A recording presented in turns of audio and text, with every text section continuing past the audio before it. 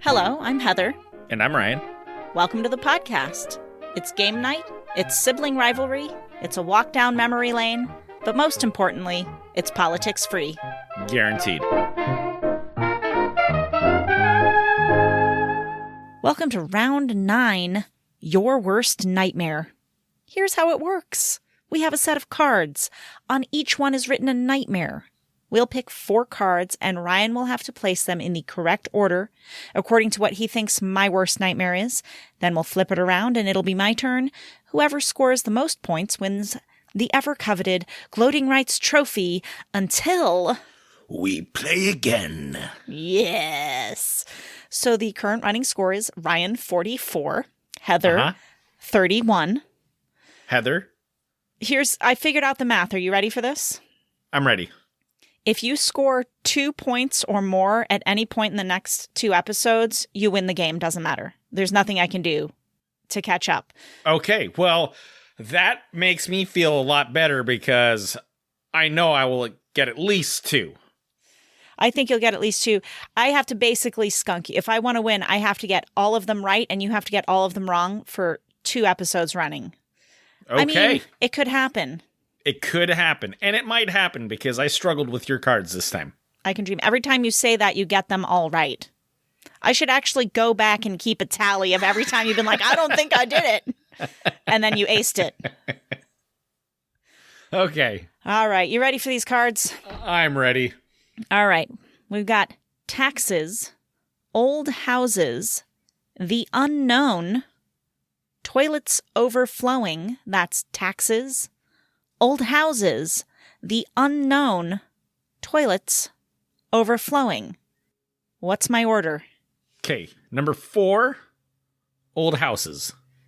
Incorrect. Son of a bitch. Number 3, the unknown. Incorrect. Okay, number 2, toilets overflowing. Incorrect.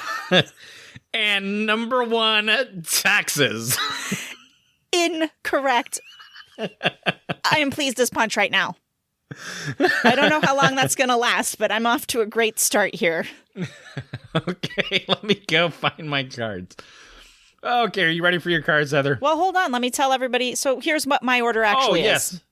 So my actual order is number 4, the unknown. Number 3, old houses. Number 2, taxes. Number 1, toilets overflowing. I had a feeling old houses and the unknown were switched. I kind of like the unknown because then I can learn about it. Mm-hmm. I'm not afraid of the unknown because I always feel like there's a learning experience. We don't really have trouble with taxes. Like, we've always been able to pay our taxes. You know, we don't have a whole... But it's the fact of having to pay taxes. Yeah, and I guess... Like, I would rather handle an overflowing toilet than paying taxes. You know, you're right about that. I guess because Mike always does the taxes, I don't really think about the taxes. Can I be honest? That's the true story right there. But I have had to deal with too many overflowing toilets in my life, and so that got the number 1 spot for me. So just out of curiosity, do you know the little trick to stopping the toilet from overflowing? Turn the water off? Yeah, there's that. Yes, turn the water off. And if you're struggling with that knob and it's a tank toilet, you can take the lid off and just pick that little floaty up. Oh. And it'll stop the water from flowing. That is useful information to know. Typically, the overflowing toilets I've had to deal with had already, like, it wasn't like I flushed and it was overflowing. It was like I walked into a bathroom and I was like, awesome, there's a toilet overflowing. Mm-hmm. Kind of a situation. My first apartment was a little, not townhouse, a little studio apartment. And I did my morning routine and went to the bathroom last thing and flushed the toilet and left and went to work. And then I came back and my apartment was open. I was like, what's going on? And there was maintenance trying to stop this overflowing toilet that just was overflowing all day. Oh my God. And it was like leaking down into their basement It was like into their, that's how they found out that it was overflowing, because they went down to their basement to do stuff and there was water coming out. That is wild. It wasn't as bad as it could have been, I suppose, because by the time I got home, they pretty much had it all sorted out, but I had a very wet carpet right outside of my bathroom. I think we all have to know, was it a duty? It was. Oh, no. Oh, that's the worst. It was my morning skinny. All right. Hit me with those cards, bro. All right, Heath. Are you ready to kick my ass on this one? I doubt I'm going to do that. I seriously doubt that I'm going to get any of these right. Please continue.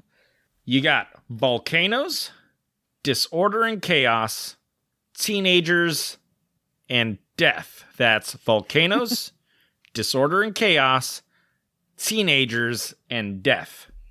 Okay, in the 4 spot, I put disorder and chaos. Incorrect. 3, teenagers. Incorrect. 2, death. Correct. 1, volcanoes. Incorrect. Wow, I got 1. So I think that means I just officially lost your worst nightmare. I think I just officially lost with that. Really? But we're going to play the whole thing anyway. Now All the right, pressure's off and I can just have fun. Oh, okay. Awesome. I was having no fun before. Anyway. So I put my number 4 is teenagers. Okay. Number 3, volcanoes. Number 2, death. And number 1, order and chaos. Disorder and chaos. I thought you were quite comfortable with disorder and chaos. It's No. like your middle name. It's like Ryan Disorder and Chaos. I get overwhelmed very easily. Really? But I can deal with it, but it's highly uncomfortable and I don't like it. But I can deal with it and I can operate in it. Okay. But it's not ideal. Mm-hmm. I put that as number 1 because number 2, I put number 2 as death because I just accept that death is a thing and it's going to happen eventually, one way or another. I've accepted that's just the way of life. However, cannot accept disorder and chaos because it drives me crazy. And I get frustrated really easily. I just feel like volcanoes should have been higher. What if you're standing at the foot of one when it erupts? Then where's And then I'm volcano? gonna die, and that's that. I won't be alive long enough to really worry about it. All right, I mean, I guess I see your point there in a morbid sort of way. Let's move on. All right. Are you ready for your next set of cards? I am. All right. Tearing scabs open. Water. Black cats. Body odor. That's tearing scabs open. Water. Black cats. Body odor. Pretty sure these first 2 are reversed, but I'm gonna go for it. So number 4, black cats. Correct. Awesome. Number 3, water. Correct. Number 2, tearing scabs open. Correct. Number 1, I almost said 4. Number 1, body odor. You nailed it. You nailed it. Yes! You know, I'm seriously considering our next game being one where we can't keep score. Let's continue. Okay. There'll be no scores. All right. Just participation trophies for everybody. Everybody. Especially okay. me. I definitely get one for this. So, you know, that reminds me of Little League back in the day. Uh-huh. I went to this summer camp baseball league thing. I was probably 12, and I was like with a bunch of older kids that were like 14, 15 years old, and they were all really good at baseball. And I was just like, was there for 2 days, and I was like, yeah, nah, nope. And I just quit. And I told Dad I didn't want to do it. And I got a certificate in the mail at the end of summer for participating in baseball camp. And I was like, I really didn't earn this, but you know what? I'll take it. Did you frame it and put it on your wall? I didn't. I don't know what I did with it. I didn't keep it. I think I've talked about the martial arts trophy that I got. Have you? I don't remember that. So back in the day when we took Modoc Pie, I got to like orange belt, which is like one above no belt. Mm-hmm. But we went to this martial arts tournament, and I was the only kid in my age range and belt class. So they paired me up with another kid who was older and bigger, who was the only kid in his age range and his belt class, but he was a belt below me. Okay. And I got a block in, so I scored 1 point, but he just annihilated me. And since it was just the two of us, he got a first place trophy, and I got a second place trophy. And then all my other friends who had to face off with a bunch of different people, one of them got first place and the other one got second place. And I'm sitting there with my second place trophy, and I'm like, I really didn't earn this, but I feel like a badass. Oh my gosh. Alrighty. All right, Heather, are you ready for... Yes. Okay. My last cards for this round. Yes. You got eating expired food, driving in reverse, drones, and driving next to big trucks. That's eating expired food, driving in reverse, drones, and driving next to big trucks. Okay, here's what I did. Driving in reverse, number 4. Incorrect. Drones, 3. Incorrect. Eating expired food, 2. Incorrect. Driving next to big trucks. Why do I even try? Incorrect. I put number 4, drones. Uh-huh. Number 3, driving in reverse. Uh-huh. Number 2, driving next to big trucks. And number 1, eating expired food. I wondered about that one because I know that expiration date on things is kind of bogus. Like, right. Usually you can eat anything past its expiration date and it's still fine. So yeah. I didn't know if it meant the expiration date or you can look at it and go, oh, yeah, no, that's gone. The way I thought about that was actually eating something that's actually expired. I gotcha. So there's been times where like I'm just like, hey, this is still good, and like take a bite and nope. And then next thing I know, I want to vomit everywhere. When you eat a whole slice of steak and cheese pizza from a gas station store, a couple of hours later, what might happen is that you might start feeling very nauseated. And you might be with your child in the middle of a park in a public place, and you might not have unlocked bathrooms anywhere, and you might not want to throw up right there. So you might hold it all the way the entire drive home over a half an hour. And then you might, as you open the van door, spew all over the garage and think, thank God I didn't do that in the van. And then you might spend the next 6 hours alternately or simultaneously with the worst diarrhea you've ever had and puking, so much puking that you can't puke anything out anymore because nothing left. And by the way, that diarrhea smells like the worst rotting fish in the world. Theoretically, all of this might happen to you if you were to eat a slice of steak and cheese pizza from a gas station store. That is very oddly specific, Heather. Thanks, Ryan. By the way, I also have a little drone story. Stop me if you've heard it or if I've said it on the podcast. I can't remember if I said it on the podcast, but I was on the beach one day. We live by the Great Lakes and there's this like really rocky beach. And so I was there with my daughter one day and she was throwing rocks in the water like she likes to. And suddenly this drone just comes down and like hovers near us and its camera is pointed towards us. And I was like, hi, drone. And it didn't leave. And it kept just hovering around, pointing the camera at us from all different angles. And I started to feel like my privacy was being violated. Mm-hmm. So I picked up a rock off of the beach and I looked at the drone with the rock in my hand and a pointed look on my face. And the drone decided it was done and it flew away. But that was super annoying. I was like, if it had come near me, I would have just grabbed it and been like, you want a piece of me? I will break you. And there would have been some pissed off kid on the other side of that. I would have just thrown the rock. I was embarrassed that I might not be able to actually hit the drone with the rock. So I didn't want it to get ballsy and be like, oh, she can't throw earth crap and still hang around as I chuck rocks at it, missing it. It would have been hilarious. And they're like dodging and weaving. They're like, yeah. All right. Let's see here.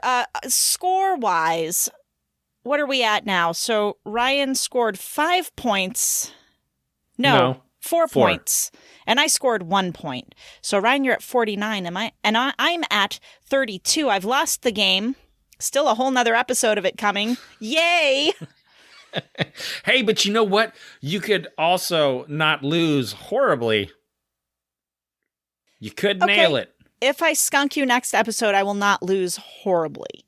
If I do anything less, I lose horribly. Yes, you do. Now it's time for research inspired by this week's game. So I thought we'd talk about taxes. Nope, just kidding. That's boring. Oh my God, Heather. Oh my God. I had a half an hour dissertation on taxes. I thought we'd keep with our superstition theme from last week and do black cats, a history. Okay. So here's a little theory on the history of how it came to be that black cats are considered bad luck. In 1233, the year 1233, on June 13th, which was a Monday, even though I wanted it really badly to be a Friday, Pope Gregory IX issued Vox in Rama, which is like, I guess, supposed to translate loosely to God's word, the Pope giving God's word or something. We're not Catholic. Sorry if anyone's yelling at us like, that's not what it means. But anyway, in it, black cats were declared an incarnation of Satan. That was also the beginning of the Inquisition and all that jazz, and the witch hunts and everything. So that's possibly where it came from. Also, I guess in the early persecution of witches or people that were said to be witches, some of them maybe owned black cats. Interesting. Another one is that it arose in Europe in the Middle Ages because they were seen as pests because so many grew up within the cities. Yeah. Although that I would think would be cats in general, not just black cats. But anyways, that's what the internet told me. And here I found out something interesting and new about black cats, which is that in some cultures, they are actually considered good luck. Such as in Welsh folklore, where black cats would bring good luck to your home and be a sign of good weather to come. In Japan and a lot of Asia, black cats will bring a woman many good suitors. Oh. In China, they are considered to be able to ward off evil. There is even apparently an English superstition that says if you give a bride a black cat on her wedding day, that will bring her good luck. Interesting. And apparently in theater, a black cat in the audience on opening night is considered good luck. In the south of France, if you respect a black cat, it will bring you wealth and good fortune. Just the south of France? Yeah, probably that's what it said, south of France. So if you're in the north of France, maybe avoid black cats. That might be bad for you. But if you're in the south of France, it's great. Have a sty in your eye? Rub it with the tail of a black cat. That sounds like a bad idea. Sounds like a terrible, terrible idea. That cat's going to be like, scratch you across the face. I got a sty in my eye. Just going to rub it with this dirty tail. I think that one's from France too, but don't quote me on that. Anyway, I thought that was kind of neat. But what I find more interesting are this week's stories from Reddit. Although I would love to not have to get stories from Reddit and that listeners would send them in. So if you've got a story that you're reminded of while listening to this episode, please send it to us. Email us, thepoliticsfreepodcast@outlook.com. DM me on Instagram @thepoliticsfreepodcast. We love to know. All right, here we go. Yes. I decided to get old house stories, which are basically just ghost stories. Let's do this. From Bandy53. We live in a 150-year-old farmhouse. The first week we lived here, my iPhone was sitting 5 or 6 feet away from me. Hadn't been touched in a while, like 20 minutes or more, and Siri just said, "You are in my realm." There was no history of the phone saying this or of any activity. A few months later, my cat woke me up, waited at the foot of my bed, and kept meowing until I got out of the bed. She went to the top of the stairs and waited until I followed. I followed her downstairs, and she just sat in the middle of the room.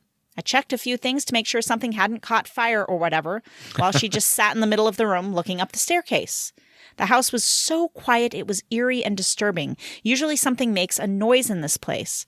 I turned around to go upstairs and thought I stood in something wet and bent over to check, but it was just a weird spot that was so cold I thought my socks were wet. When I stood up, I felt a hand on my right shoulder. Nobody was there. Doors occasionally open, and TV remotes constantly go missing. We've lost, I think, 5 now and have never found one.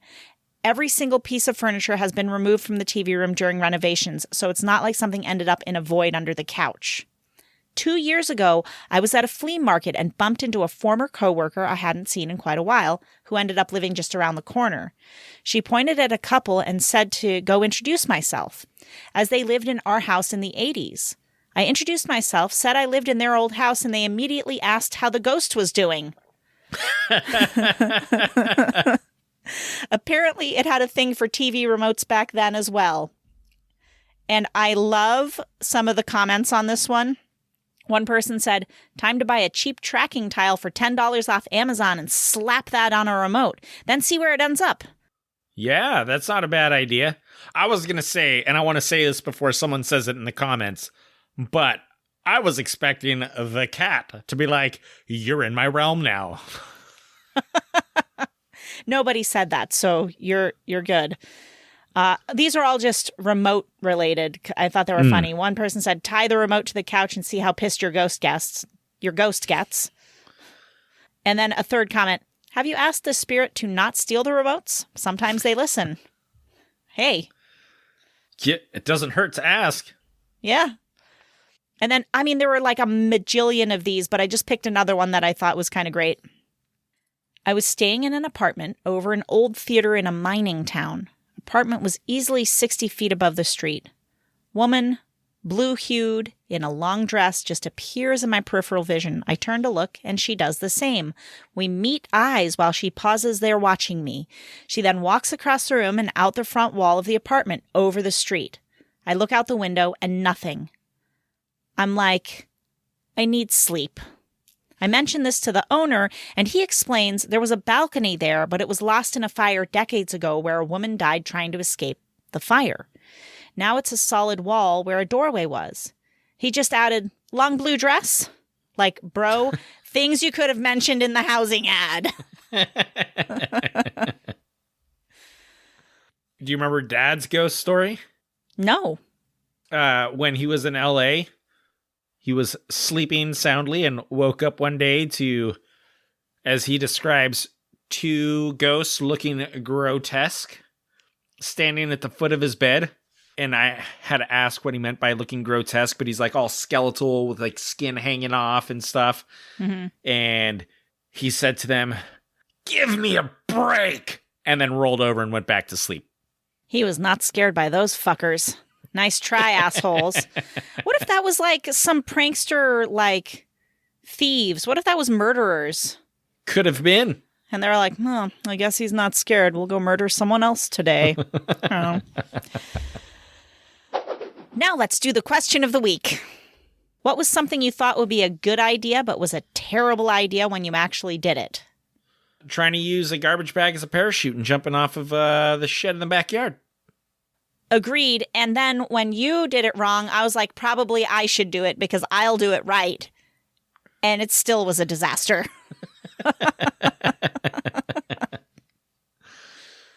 The other one the one I thought of was when we would do these baking experiments when we were kids. I don't know how Mom tolerated this. We'd be like, put any ingredient you want in it. We're going to make a loaf of bread. And we'd like bake our loaf of, quote, bread. And it would be this like waxy, jiggly, weird, non-edible substance at the end that tasted terrible. They were horrible. I don't understand. I'm in the same boat with you. I do not know how Mom and Dad, for that matter, tolerated that. But I guess the kitchen was kind of Mom's domain anyway, so Dad probably just didn't care. But yeah. But I just remember Mom always being super patient with just letting us throw whatever we wanted and like waste and cooking all it in the oven. Stuff. Yeah. Yeah. And it was nasty every time. Gross. I thought, you know what I thought one time? I was like, we should make a pancake loaf. Because pancakes are great. They're fluffy and wonderful. That should be in a loaf of bread. But I could never figure out how to do that. It just was like a solid blob every time of nastiness. I bet you there's a recipe online for that. Well, I'd look into it, but I doubt there's anything on the keto diet that is going to be light and fluffy. Let's just be honest. That's fair. Yeah. And I think that is all we got for this week. Thanks for listening. Remember to send us your stories and share the podcast. We love it when you share, because then more people can listen and have a fun time with us. And last but not least, if you want to play the game Your Worst Nightmare, it is by Pressman. Go to PressmanToy.com and search Your Worst Nightmare, or go to the show notes of this episode or any of the episodes of this game that we played, and there's a link right to the product on their website. They are not a sponsor. And I think that's all we got. Until we... Oh, you were actually going to do it. I'll shut up. Go ahead. Until we play again. Toodles.